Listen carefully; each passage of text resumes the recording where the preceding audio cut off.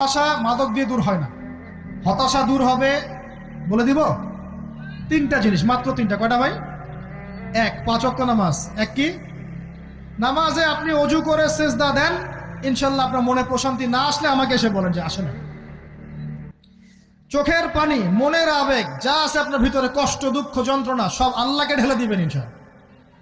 নিজের আবেগ ধরে রাখবেন এখানে, আপনি আল্লাহর জন্য ঢেলে দিবেন। মানুষকে আবেগ দেখায় কি লাভ? মানুষ আপনার চোখের পানির মর্ম বুঝবে? মানুষ কি মানুষের চোখের পানির মর্ম বোঝে?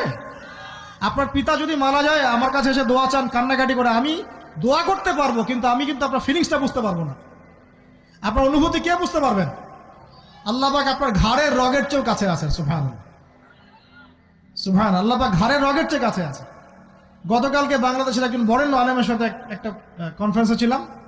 উনি বলছিলেন যে এক ব্যক্তি, এটা শোনেন, এক ব্যক্তি খুব তার শখ যে তিনি সাহাবীদের মতো নামাজ পড়া শিখবেন। কথা বুঝতে পারছেন? সাহাবীদের মতো নামাজ শিখবেন।